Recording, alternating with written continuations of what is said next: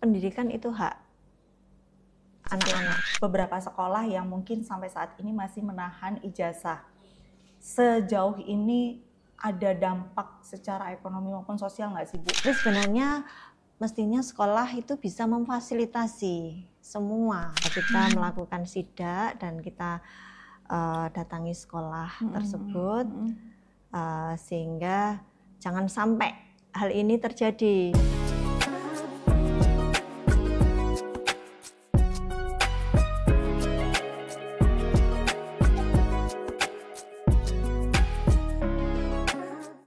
Wah, ini hari yang spesial sekali, Bu, buat saya. Di depan ini udah ada gorengan yang enak banget. Dan di hadapan saya juga ada sosok wanita yang luar biasa hebat di Bojonegoro. Selamat pagi, Ibu Sriwayuni. Alhamdulillah, terima kasih, Mbak. Gimana kabarnya, Bu? Alhamdulillah baik. Baik. Gimana kabar ini Bojonegoro?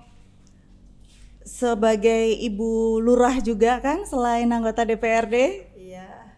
Kalau di Bojonegoro sendiri gimana, Bu? Ya, alhamdulillah Bojonegoro ini merupakan kota yang luar biasa, tempat kelahiran. Sejak kecil berarti ya, Bu? Ya, sejak kecil tinggal di Bojonegoro, tinggal di desa. Di Sambiroto. Orang tua juga asli dari Bojonegoro? Asli Sambiroto. Oh, berarti Bapak Ibu asli Sambiroto, bertetangga. Berarti orang Bojonegoro asli ini. Asli. Oke. Bojonegoro adalah tempat yang menurut saya sangat banyak kenangan indah yang harus ditempati dan kita menurut saya kalau bisa dulu nggak usah keluar dari Bojonegoro. Ibu sebagai warga asli Bojonegoro ketemu saya dengan orang Surabaya. Apa sih, Bu, yang ditawarkan oleh Bojonegoro? Keindahan alamnya kah? Atau wisatanya, makanannya? Iya, Bojonegoro memiliki banyak produk-produk yang perlu ditawarkan. Banyak UMKM di sini. Oke. Termasuk batik. Ciri khasnya? Ciri khasnya banyak. Termasuk desa saya juga produksi batik Bojonegoro. Terus ada produk-produk mungkin makanan ringan, Ledre salah satunya. ledre, iya. Selain itu banyak sekali kayak rengginan, keripik tempe, banyak. Dari UMKM-nya di sini luar biasa. Kalau misalkan ada pameran, ada event-event itu pasti kita yang dari desa-desa itu yang punya UMKM disuruh ikut, diminta ikut dan menampilkan produk-produk dari tempatnya, dari desa masing-masing, dari UMKM masing-masing. Ini salah satu yang menjadi ciri khas orang asli Bojonegoro kalau menurut saya, Bu, ya. Cara bicaranya kayak tadi Ibu bicara dengan teman-teman itu apa sih? Wes gak usah ndah gitu. Iya. Ndah itu artinya biarkan. Oh, biarlah. Iya. Biarkan aja. Apalagi, Bu, bahasa khas dari Bojonegoro. Saya nggak sempat ini soalnya. Papa sih beberapa kali sempat bicara dengan logat Bojonegoro ya. Cuman saya nggak seberapa familiar karena emang dari kecil dan besar di Surabaya juga dan jarang juga ke Bojonegoro. Selain ndah tadi, apa lagi, Bu? Apa ya, kayak ambilkan tuh tilno. kadang ada atau enggak jupuk no, ini memang bahasa Bojonegoro kayak genyo gitu. Genyo itu kenapa? Kayak bener nggak? Genyo itu apa, Bu? Nyapo gitu loh. Oke. Kenapa kan gitu. Iya. Jadi mulai dari ndah, genyo, terus apa tadi tilno, ambilkan. Iya, ambilkan. Ya tilno. Kan kayak gitu. Ya banyak. Menjadi ciri khas warga asli Bojonegoro. Dan orang Bojonegoro pasti menyebutnya bukan Bojonegoro, tapi Jonegoro. Jonegoro, bukan Bojonegoro. Kalau orang bilangnya Bojonegoro berarti bukan orang Bojonegoro ya, Bu, ya? Ya, kebanyakan itu yang bahasa-bahasa itu kan dari pedesaan. Tapi kalau yang kota itu kan sudah beda. Sudah beda. Jadi saya saat waktu kecil itu banyak bahasa-bahasa yang tak bawa ke kota karena SMP-nya kan di kota. Itu banyak teman-teman kota yang kadang itu bahasa apa? Sering sekali saya digitukan. Oh, jadi yang di kota ini malah belum tentu familiar. Belum tentu familiar karena kebanyakan kan yang desanya itu. Oh, jadi ini bahasan desonya Bojonegoro. Iya, kayak gitu. genyo, kayak telno, kayak lucu tapi lucu. Iya. Boleh. Bu, kalau kita bicara tentang pendidikan di Bojonegoro saat ini untuk pendidikan sekolah menengah ke atas di Bojonegoro seperti apa sih Bu kondisinya?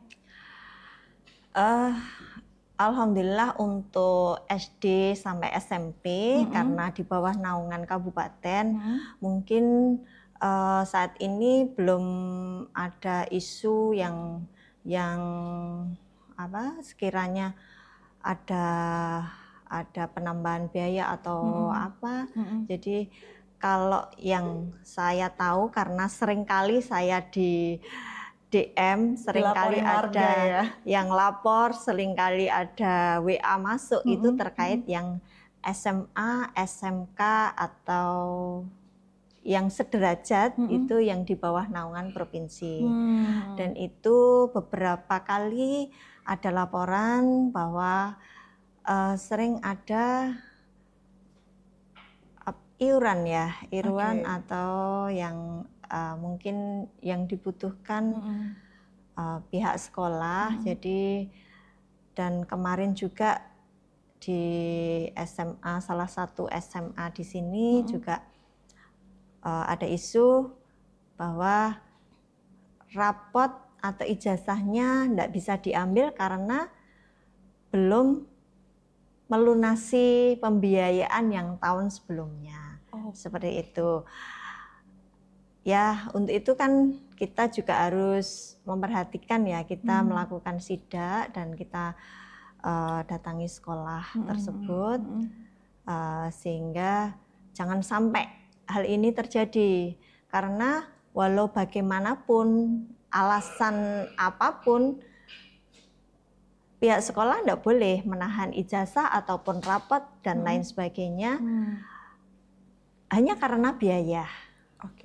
Apalagi karena biaya dan tidak kan mestinya tidak ada alasan apapun dan itu sudah diatur di dalam Pergub ya bahwa memang kalau tidak salah Pergub nomor 8 tahun 2023 itu tentang larangan membebankan biaya pendidikan kepada siswa. Nah, boleh tahu nggak Bu, ini sekolah yang membebankan biaya pendidikan ini negeri atau swasta? Negeri. Kemarin laporannya negeri, tetapi setelah kita klarifikasi ada beberapa ya memang ada alasan tertentu itu sudah koordinasi dan melalui rapat dengan komite dan wali murid. Ada juga yang dari sekolah karena mau melakukan kegiatan, mungkin kegiatan perpisahan dan lain sebagainya. Nah itu ada tarikan dan lain sebagainya. Itu ada. Waktu itu setelah kita ke sekolah dan sekolah bersedia untuk mengembalikan dana itu. Tapi apapun itu kegiatannya, sebenarnya kita memang pihak sekolah kan tidak boleh melakukan pungutan biaya apapun di luar kegiatan sekolah. Iya. Nah, kalau misalkan nih Bu, ini pertanyaan saya ya, kalau misalkan ada kegiatan seperti perpisahan atau mungkin pentas seni atau apapun, biayanya harusnya dari mana? Lewat komite. Di komite itu boleh melakukan mengumpulkan sumbangan begitu? Iya, mengumpulkan sumbangan. Dia melalui komite. Jadi komite boleh menggalang dana dari masyarakat atau dari wali murid, akan tetapi dengan syarat satu, tidak boleh ada nominalnya. Jadi nggak boleh menyebutkan nominal, jadi tidak sukarela boleh, begitu. Sukarela, yang diperbolehkan sukarela, dan tidak boleh paksaan. Gitu. Jadi yang mau nyumbang aja monggo silahkan, yang tidak bisa menyumbang nggak apa-apa. Betul. Oke, baik-baik. Berarti ini yang dinamakan dengan pungutan liar adalah ketika komite ini menggalang dana dan menyebutkan nominalnya berapa, dan kalau misalkan orang tersebut keberatan tidak mampu, ya tidak ada masalah sebenarnya, dan bisa nanti kan bisa subsidi silang, mungkin yang kaya memberikan sumbangan lebih, tapi yang kurang mampu bisa tidak terlalu membebani, karena semua kan sudah dibiayai pemerintah. Nah, kemudian ketika ada sekolah yang seperti yang sudah diceritakan Bu Sri ini menahan ijazah karena belum menyelesaikan pembayaran di tahun sebelumnya, apakah ada sanksi tersendiri untuk sekolahnya, Bu? Untuk saat ini memang belum ada sanksi tersebut, tapi walau bagaimanapun nanti kita sebagai anggota DPRD harus melakukan pengawasan terhadap sekolah dan mungkin dinas pendidikan terkait. Ada ini nggak sih Bu, semacam hukum atau undang-undangnya atau apa begitu? Belum ada ya untuk sekolah. Mungkin nanti ke depan ya kita akan perjuangkan itu ya, supaya nanti biar tidak melanggar aturan yang berlaku. Oke, berarti memang untuk saat ini memang belum ada sanksi bila sekolah tersebut menahan ijazah. Karena setelah ada aturan tersebut, jadi dari komplain dari beberapa yang melapor ke kita, setelah kita datangi, alhamdulillah sekolah tersebut mau memberikan tanpa langsung selesai. Iya, langsung selesai selama ini. Jadi tanpa harus melapor, dilaporkan dan lain sebagainya. Tapi seberapa masif sih Bu sebenarnya penahanan ijazah di sekolah-sekolah, terutama untuk di daerah Bojonegoro ya? Masih ya tergolong masif sih. Cuman kita belum tahu keseluruhan kalau tidak ada laporan. Oleh karena itu kami sebagai DPRD, terutama DPRD Provinsi Jawa Timur yang menaungi SMA, SMK negeri se-Jawa Timur, akan melakukan pengawasan terhadap sekolah atau pelaksana pemerintah. Oke, berarti warga yang mungkin merasa bahwa kok ijazah anak saya ditahan ya di sekolah, ini boleh ya minta tolong atau mungkin melapor ke Ibu via DM atau manapun mungkin untuk dibantu begitu, bisakah? Boleh. Kita sering juga menerima DM. Tapi kadang, waduh saking banyaknya, cuman enggak segera langsung kita tindak lanjuti. Jadi kan kita ngantri ya Bu ya? Bertahap, karena kan juga kita enggak yang istilahnya yang kita lakukan kan tidak itu saja. Jadi kadang kalau ada agenda rapat dan lain sebagainya kan juga kita harus tetap hadir. Tapi insya Allah sesegera mungkin kita akan menindaklanjuti. Oke. Ibu, di depan saya ini ada makanan, ada minuman nih Bu. Kalau saya boleh nanya, minuman khas Bojonegoro ini apa sih Bu? Sebelum kita lanjut ngobrolin SMA ini. Minuman khas Bojonegoro apa ya? Apa Bu? Ada yang khas nggak? Sebentar, kalau saya yang saya tahu itu kan wedang serai jahe kayak ini, gitu. Seperti ini ya Bu ya. Kopi yang marak ya. Terus kunir asam. Beras kencur. Oh ya, kunir asam di desa saya itu ada Toga. Asman Toga itu juga memproduksi beberapa produk dari Asmantoga itu. Dan itu salah satu produknya adalah kunyit asam. Kunyit asam, ada rosella, ada telang. Yang dikeringkan itu ya, Bu? Iya, telang, terus banyak. Banyak ya. Banyak, Monggo saya nggak hafal. diunjuk dulu. Oke, Ini siap, adalah siap. wedang jahe Ini sama serai. serai jahe. Oke. Hangat, Mbak. Di Surabaya ada enggak kayak gini? Kalau yang saya tahu wedang jahe aja. Lumayan, Bu, enak buat menghangatkan badan. Iya.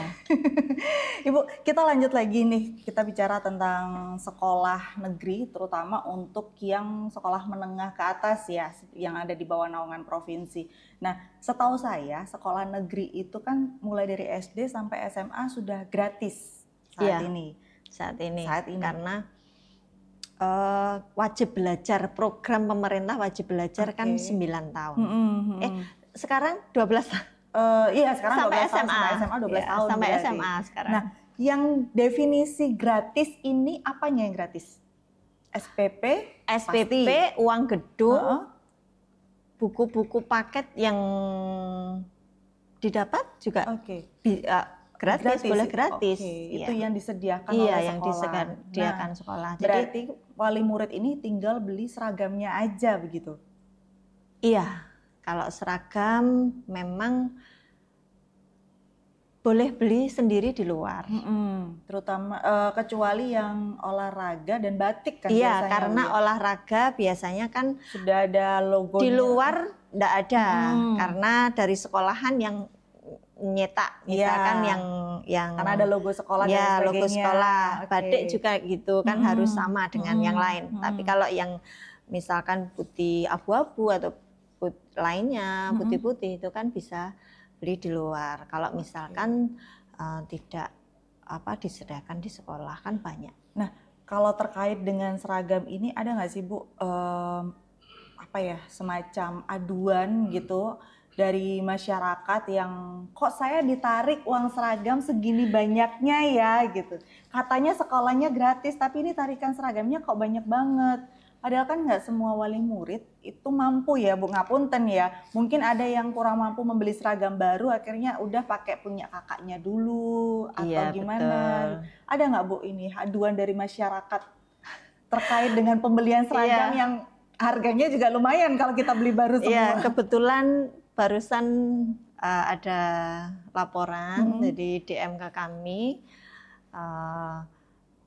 mereka tiba-tiba disuruh bayar seragam sekian. Oke. Sejumlah kan jumlahnya 5 seragam. Nah itu kaget kok tanpa koordinasi dan lain sebagainya, langsung siswanya diminta untuk bayar sekitar ya 1 juta sekian lah gitu. Nah kalau orang ini tidak mampu mungkin akan berat Iya, karena pasti. sekarang ini kan zamannya gini ya. Iya. Jadi kebutuhan apa-apa kan mahal, kadang untuk makan aja juga mereka yang kurang mampu itu kan kurang. Jadi sebenarnya ini kan juga diatur di kalau tidak salah waktu itu surat edaran dari gubernur itu terkait pembelian seragam bagi peserta didik tahun ajaran 2024-2025. Ini surat edaran 420 garing 122/101.1/2024. Nah, ini bahwa untuk seragam ini siswa diperbolehkan untuk beli sendiri dan dari sekolah dilarang untuk menjual seragam sekolah.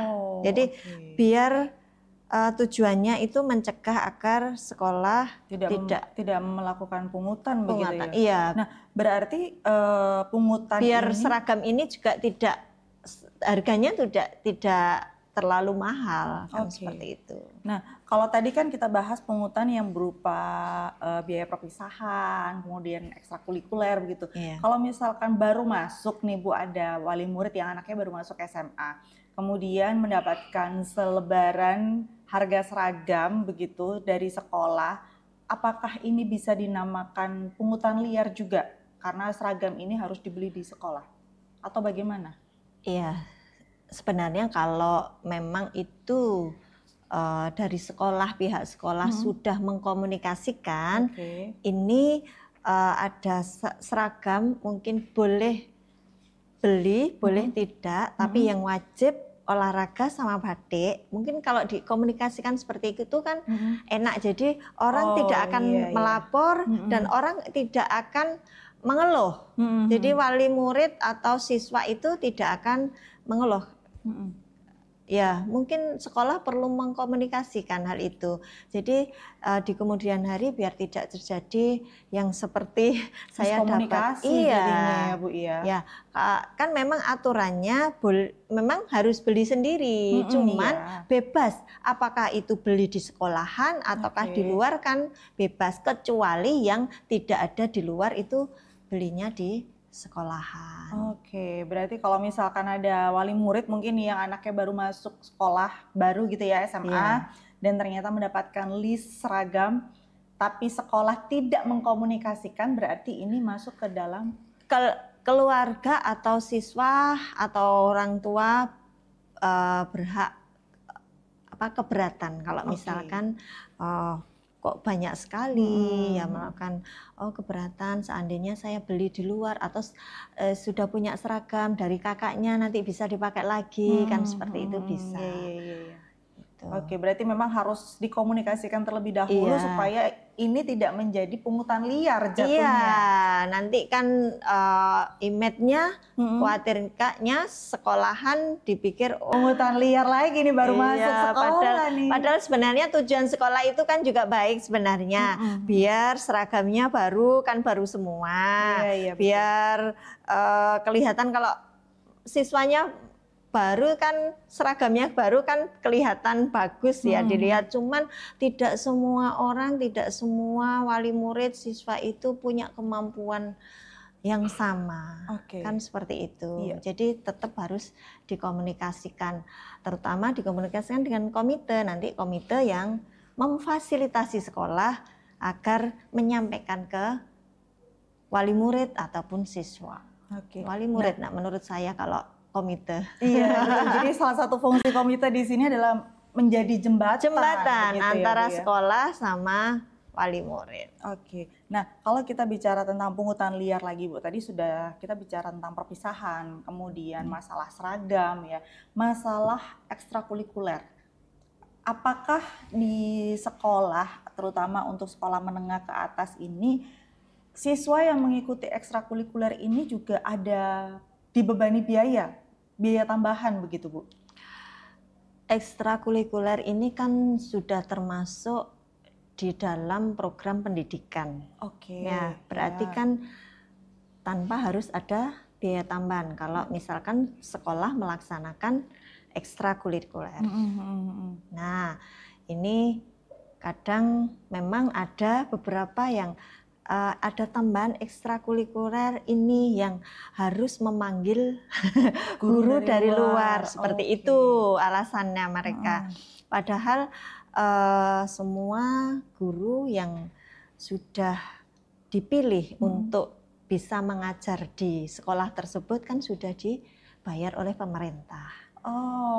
Jadi kalau misalkan berarti begini Bu logikanya, ketika ada ekstrakurikuler yang memang mungkin kayak semacam basket, bola voli, sebenarnya sih guru olahraganya bisa. Tapi kalau misalkan dia manggil coach dari luar sekolah, nah itu yang mungkin akan ada biaya tambahan karena coach dari luar kan lebih mungkin. Nah itu. Dan itu juga harus dikomunikasikan berarti. Sebaiknya biar tidak miskomunikasi tadi. Jadi biar sekolah nanti tidak dituduh oh kok masih iuran masih ini, padahal itu untuk dan setiap mungkin ada semacam itu kan harus dijelaskan di awal, boleh ikut boleh tidak, dan tidak ada paksaan. Intinya kan seperti itu. Iya. Tapi sebenarnya mestinya sekolah itu bisa memfasilitasi semua tanpa tanpa ada pungutan biaya tambahan lagi gitu, mestinya Bu. Kan kalau sekolah swasta kan sebenarnya biaya SPP-nya mungkin juga sudah mahal ya Bu ya, sekolah swasta. Tapi kalau sekolah negeri, kalau dari kacamata Bu Sri sendiri sebagai anggota DPRD untuk sekolah negeri, apakah anggaran yang diturunkan ke sekolah negeri untuk SMA terutama ya yang ada di naungannya provinsi ini sudah sangat mencukupi menanggung semua biaya kegiatan sekolah sampai di ekstrakurikulernya? Kalau kemarin saat kita sidak itu beberapa menyampaikan itu kan ada dana BOS, ada dana BOP yang dari pemerintah, dan gurunya pun kan sudah digaji dari pemerintah. Gedung sekolahnya pun kan sudah dibangun oleh pemerintah. Jadi kan sudah dibiayai pemerintah semua. Harusnya cukup begitu. Ya, harusnya cukup, dan insya Allah itu cukup kan, per siswa itu kan dianggarkan. Iya. Ya, misalkan berapa bosnya, ini berapa kan BOP-nya kan, seperti itu per siswa yang sekolah itu kan sudah ada. Baik, Ibu, saya ketagihan sama wedang jahe iya, serainya, boleh minum lagi ya Bu ya? Ibu monggo diunjuk dulu Ibu.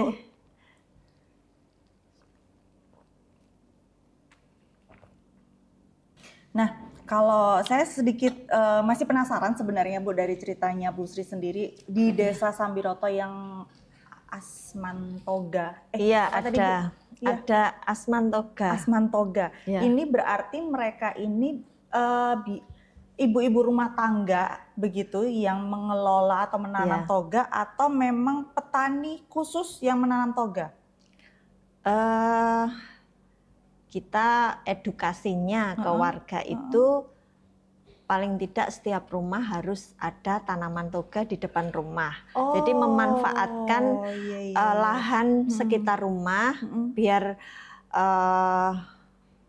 kalau saat ini tuh kan sedikit-sedikit minum obat yang kimia, sedikit-sedikit kimia. Tapi kemarin kita datangkan Dokter Arianti yang ahlinya tanaman herbal, ahlinya obat herbal. Waktu itu akhirnya masyarakat teredukasi, jadi mau menanam tanaman toga, obat untuk keluarga itu di sekitar rumah.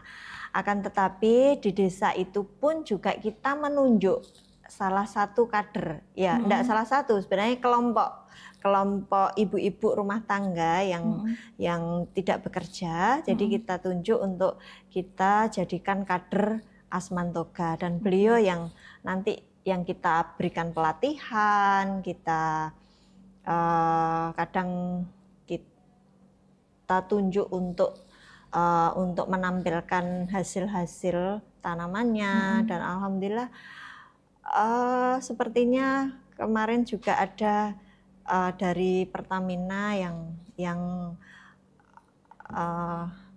memesan obat-obatannya itu kan, kadang hipertensi itu terus akhirnya dibuatkan ramuan, terus diabetes itu dibuatkan karena mereka kan sudah dilatih.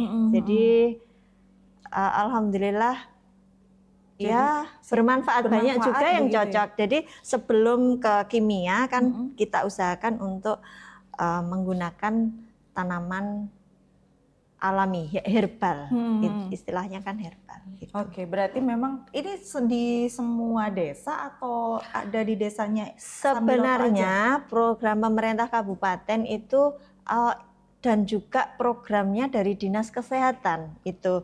Dari puskesmas itu sebenarnya tiap desa harus ada Asman Toga itu. Asman Toga itu Iya, harusnya harus sudah ada ada. di tiap desa.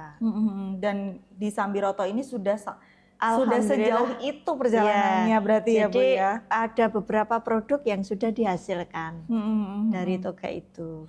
Sudah berapa lama sih Bu program ini berjalan si Asman Toga ini?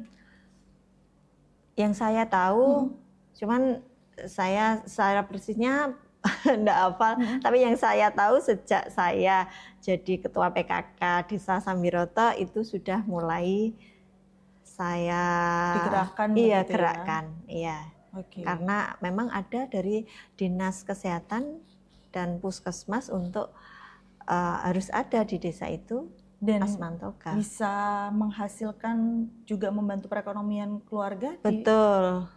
Jadi kalau anak nyeri atau sakit gigi atau terluka itu kan sebenarnya dari tanaman toga itu ada.